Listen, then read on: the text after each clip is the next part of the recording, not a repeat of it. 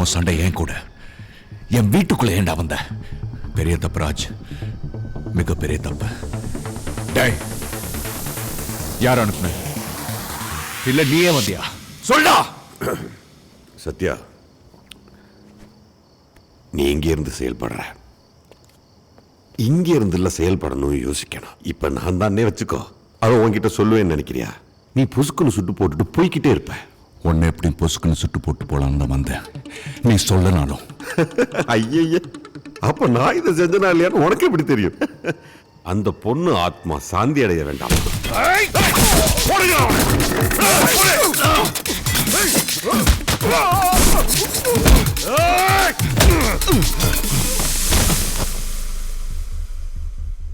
Hi. Sathya எங்க? யார் யார போறதுன்னு பார்க்கலாமா? கடைசியில நான் பண்ணது பெரிய தப்பு. அன்னைக்கு கோல்டன் ராஜ் சொன்னது கரெக்ட். அன்னைக்கு மட்டும் என் அப்பா சொன்னதை நான் மறந்துருக்கணும். ஈஷாவை எனக்காக காத்திருக்க வச்சேன். அவளை ஒரு அனாதை ஆக்கிற முயற்சியில நான் அன்னைக்கு இறங்கினேன். பெரிய தப்பு. என் வாழ்க்கை மறுபடியும் மாறி போன நாளையிலிருந்து நீ எடுத்து வச்ச ஒவ்வொரு அடியும் எனக்கு தெரியும்.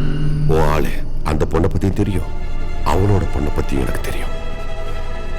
அந்த பொண்ணோட கொலைக்கு எனக்கு சம்பந்தம் இருக்கான வேவு பார்க்க ஆளுங்க கிட்ட சொல்லியிருக்கேன், அதுவும் எனக்கு தெரியும்.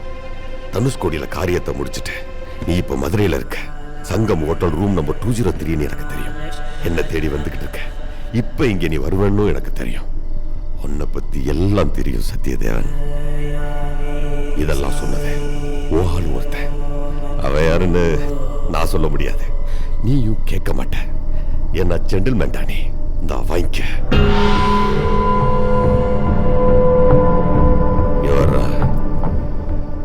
அந்த பொண்ணை போட்டு தள்ளிட்டு உன்னை அள வச்சிருக்க முடியும், அது சாதாரணம்.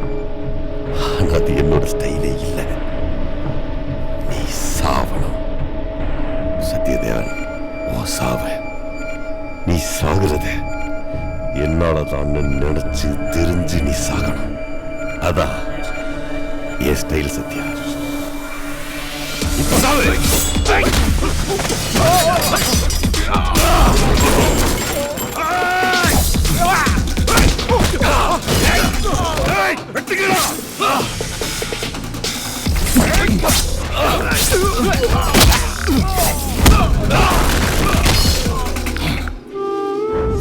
போனாங்க. அவ்வளவு ஒரு பாதி உன்கிட்ட இருக்கு.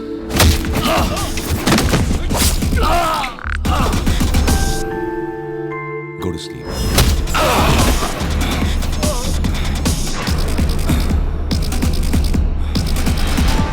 என்கிட்ட சொல்லாம போக மாட்டாங்க.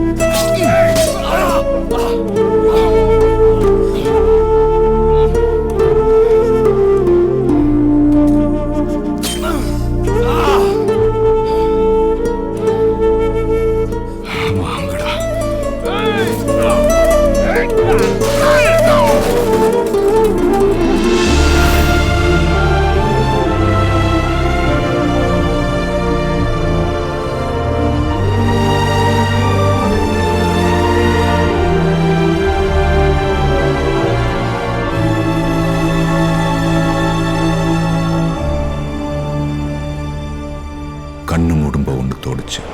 அவளோட ஒரு பாதி இல்லை, அவளோட எல்லாமே இப்போ என்கிட்ட தான் இருந்தது. அந்த ஒரு நொடியில தான் நான் அவளை கடைசியா பார்த்தேன்.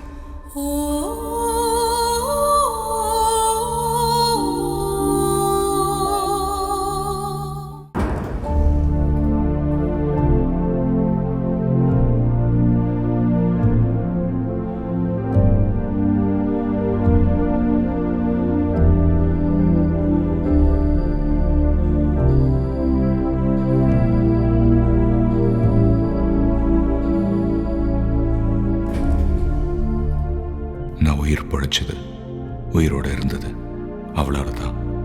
அவளுக்காகத்தான்னு ஈஷா பார்த்த உடனே எனக்கு தெரிஞ்சது.